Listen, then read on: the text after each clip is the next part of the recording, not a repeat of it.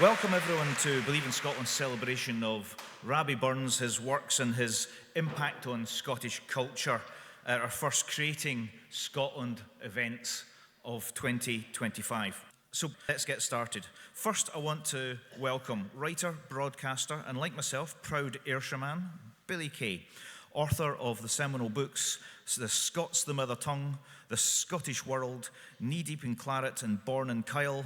Now later, Billy will recite Tam O'Shanter, but first of all, he's going to take us through Robert Burns' work in his language, Scots, the Mother Tongue. Ladies and gentlemen, Billy Kay.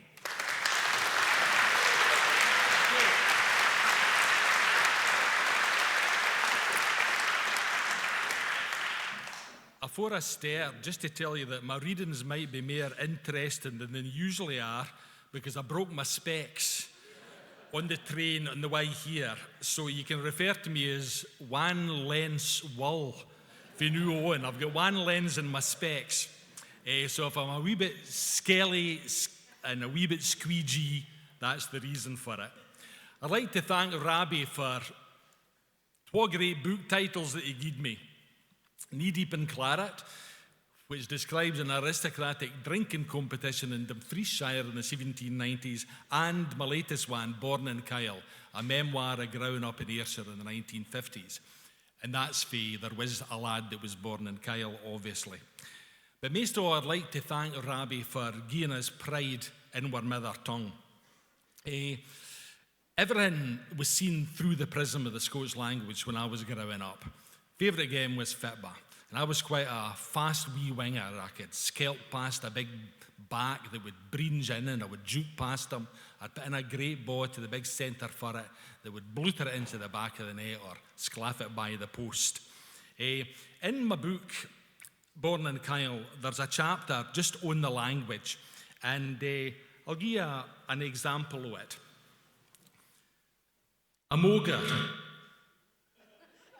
mogar was when Othin was tapsel teary and out a kilter. A clipe was a buddy hotel Tony a hint your back. A gomerel was an idiot. A bachel was a wee roon buddy with no an joch such to sprachel out a shach. A muckle sumph was a boy that was challenged in the matter of harns and didn't hae muckle chance o getting anywhere a cause of that. A lang stone was what a daft boy just starting a new job of work was sent to ask for. A glegwain was one that was alert to life and all its possibilities. Hullicket meant somebody that was kind of muckle, clumsy, and awkward in their movements. A sleeket wee nyaff was a toty wee stunted buddy that was devious in the way he treated folk. Trig was used to describe a wheel-turned-out lassie, and warsel was used to describe when life was a chav or a struggle, and you had to warsel or wrestle with Othin confronting you. It literally was your mother's tongue as a bairn, and she looked after me and my sisters Mary and Jeanette with grooming words and expressions like, "Gie that face of yours a dicht with a clout," or "Come here to a gie your lugs a good wash, you could plant tatties in them." There's just a puckle off the top of my head, but I'm sure I could easily give you page after page of second words and no heed to think that long about them. That's just the way it was. Another expression that was common at that time was, it happened a wee while syne, or it happened lang syne. So lang syne, some folk have difficulty with the words nowadays, but for us it was an everyday word. And I was once invited on to a Radio Live 5 show to discuss Auld Lang Syne and the fact that a version of it had been discovered over the border in Northumberland and the English were starting to claim it for their own. So I tried to explain how the folk process worked and who Burns' song would have gone over the border. But the presenter kept saying he wasn't understanding this and he wasn't getting that. So I says, listen, I'll ken who I can explain Auld Lang Syne to you. Repeat after me. England won the World Cup in the days of Auld Lang Syne.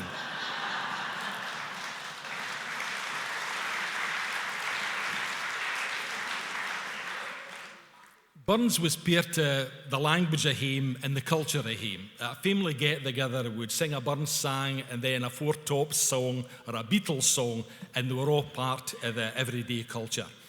Skill was slightly different. One of the ironies in Ayrshire childhood was that you got a prize a year for reciting Burns's poetry, then you get the belt the other 364 days for speaking his language. It's an honour to address such a big gathering of enthusiasts for independence and for Burns. It gives me pride to do that, but it's also a wee bit, I got a wee bit trepidation with Burns, because I want to represent him well. The American poet Walt Whitman referred to Burns celebrations as vehement celebrations, and I've witnessed some beauties in my time.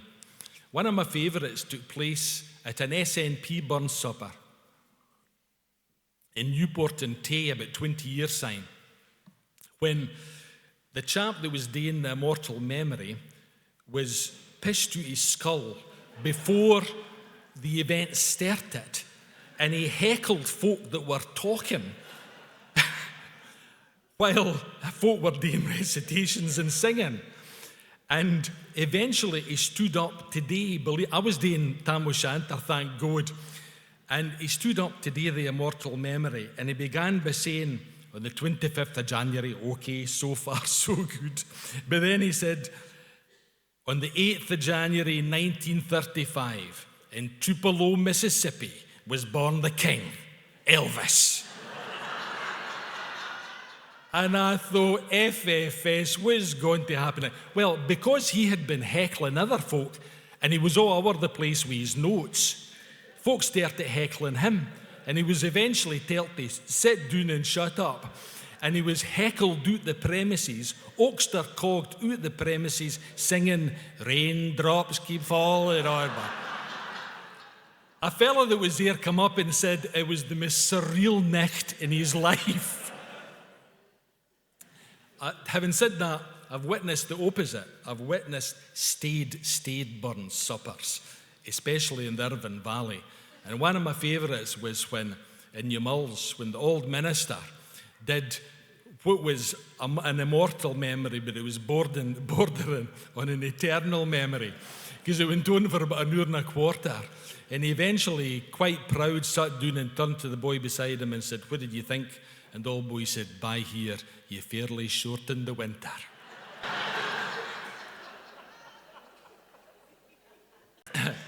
Burns to me was a local, a national, and an international icon.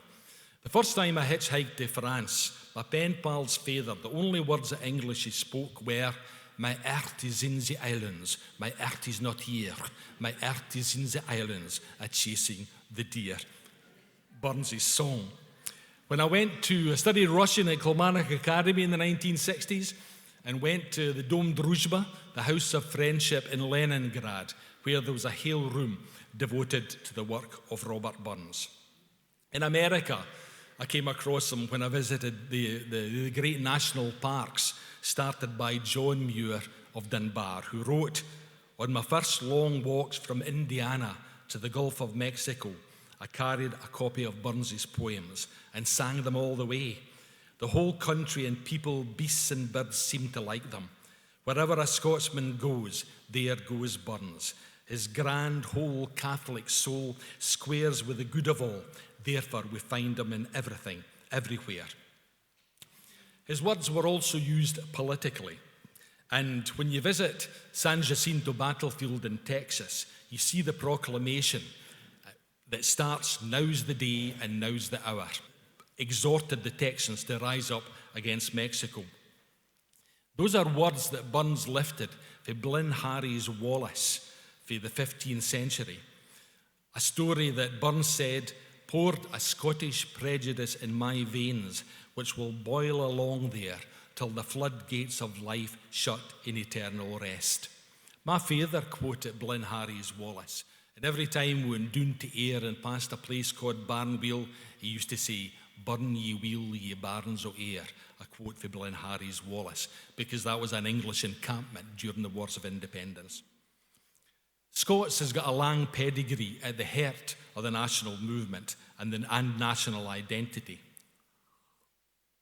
In Scots, the mother tongue, I tell you the history of the language that we speak, but also give you examples of the written language throughout its history.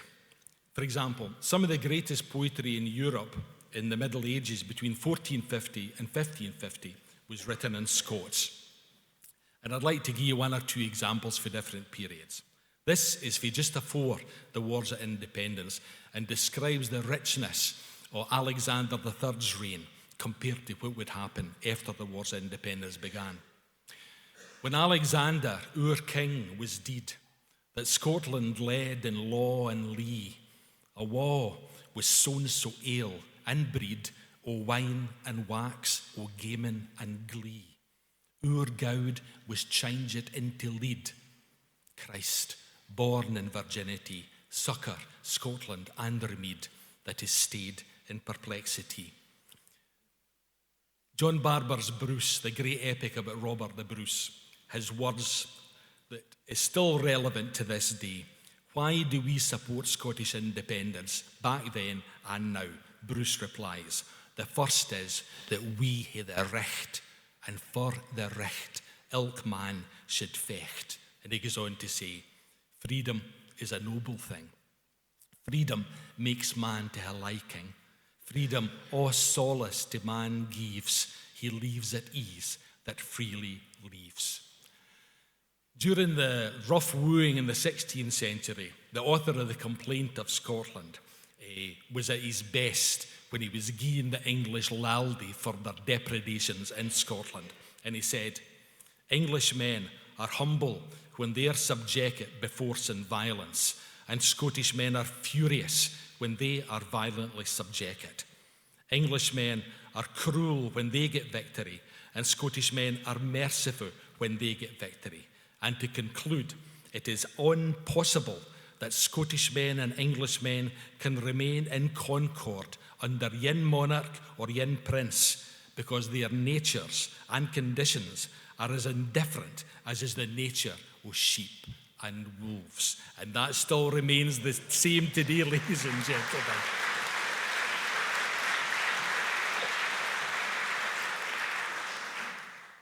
And bringing it closer to up to date, a passage that hooked me when I was 15-year-old and got this book as a skill prize, Louis Grassic Gibbons' Sunset Song, in a famous passage. So that was Chris in her reading and schooling. Two Chrises there were that fought for her heart and tormented her. He hated the land and the coarse speak of the folk, and learning was brave and fine one day, and the next he'd waken with the peeweets crying across the hills, deep and deep, crying in the heart of you, and the smell of the earth on your face. Almost you'd cry for that, the beauty of it, and the sweetness of the Scottish land and skies. You saw their faces in firelight, fathers and mithers, and the neighbours before the lamps lit up, kind faces, dear and close to you. You wanted the words they'd known and used, forgotten in the far-off youngness of their lives. Scots words to tell to your heart how they hung it and held it, the toil of their days and unendingly their fight. And the next minute, that passed from you. You were English. Back to the English words, so sharp and clean and true for a while, till they slid so smooth from your throat, you knew they could never say anything that was worth the saying at all. In Burns's day, it was the beginning of the effects of the incorporating union that we're still falling and suffering from today. It was the beginning of the Scottish cringe. I described James Boswell as the first in a long line of Scottish souks who kowtow to English fashion and culture. Boswell famously said, I do indeed come from Scotland, but I cannot help it. And yet, that heart and head division that was created there produces some amazing stories. One of them was told to me by Winnie Ewing. Winnie was having a dram with Sir Alec Douglas Hume in the Caledonian Club in London before they went out to Burns suppers in January. And to Winnie's astonishment, Alec Douglas Hume said, and I quote, "Winnie, I'm like you. In my heart, I'm a Scottish nationalist, but my head says differently." And Winnie said, "Aye, but you know what Robert Burns would say to you, Alec? Nae treasure nor pleasure could mak us happy lang. The heart eyes the paired eye that maks us richt or wrang." And that's true to this day too.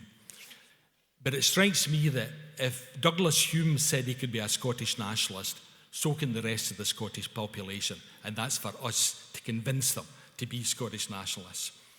While Burns championed the language, other people began to ape the English, but there was some resistance. One of my favourite stories is from John Clerk of Pennycook, who was a young lawyer who spoke Scots for a Scots appeal case at the House of Lords, believe it or not, in that time.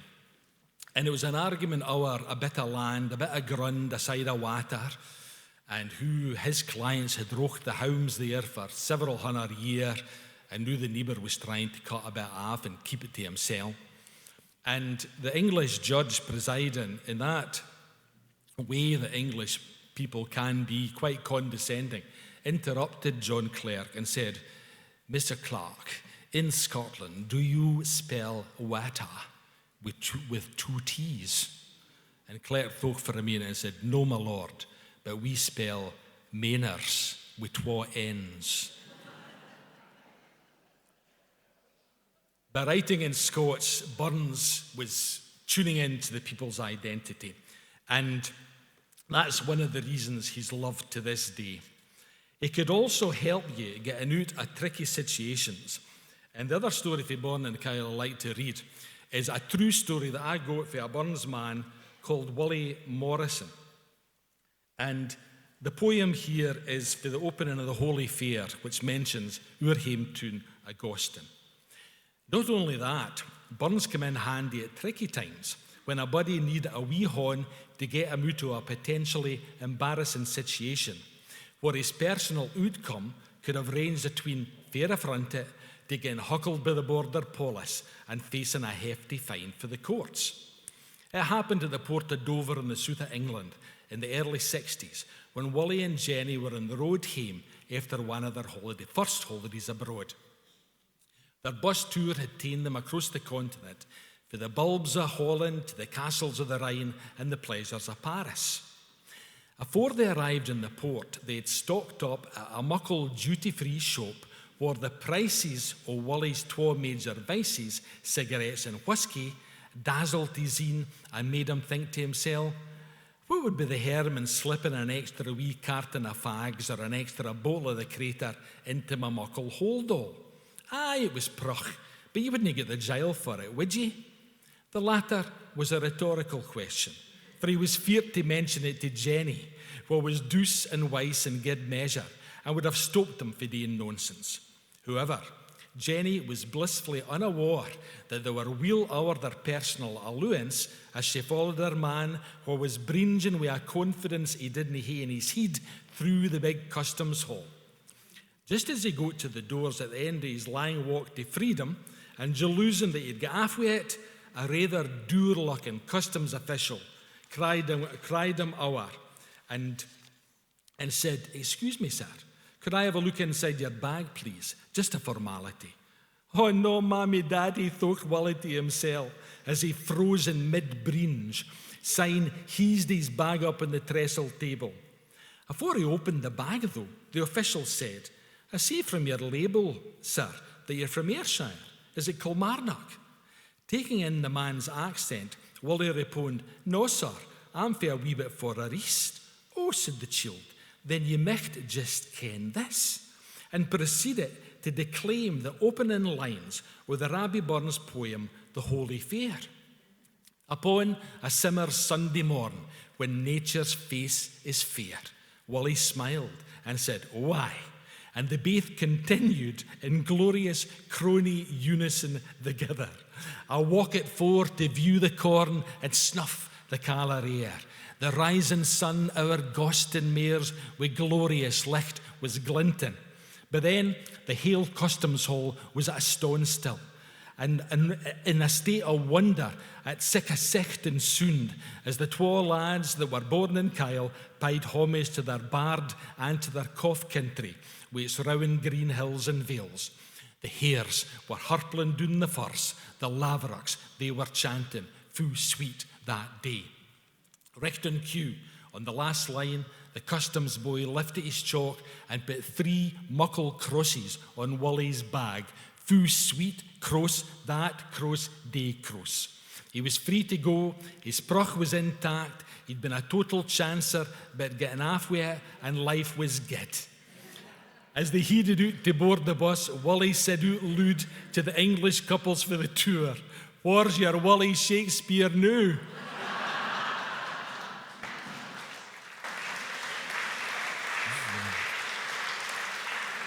Jenny hadn't a clue what he was on about, but she recognised that wee twinkle in her man's eye and loved to see it. Though she can't find Will, he'd been up to something no quite sleek it, but definitely on the dodgy or debatable side, or recht or wrang. Thank you.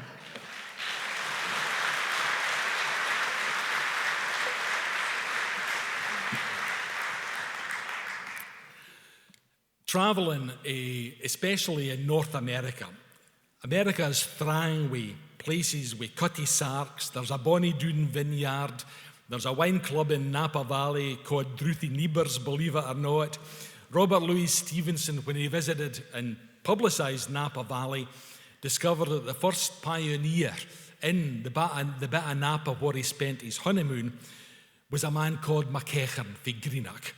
He hailed fi Greenock. He remembered his father putting him inside Mons Meg as a child, and that touched me home, and we exchanged a word or two of Scots, which pleased me more than you would fancy. Burns influenced American literature too. Titles like Catcher in the Rye from J.D. Salinger, From Coming Through the Rye, or John Steinbeck's great novel of Mice and Men, from The Best Laid Schemes of Mice and Men Gang After Gley. Jackie Kennedy and Steinbeck discussed Scottish independence, believe it or not. And Steinbeck wrote to Jackie and said, "You talked of Scotland as a lost cause, and that is not true. Scotland is an unwon cause." And because of his universal appeal, Burns touched the world's hearts and touched Scotland's hearts too. And I'd like to end back in Scotland. My wife, Joan, came over to the Scottish University summer school decades ago. And on her arrival in Scotland, on her way to the Hall of Residence, she told the taxi driver that she was there to study English literature at the university summer school. The taxi driver said, "Oh, but while you're here, you should also learn some Scottish literature." And the taxi driver proceeded to recite off by heart Burns's poetry from Edinburgh Airport to the Hall of Residence.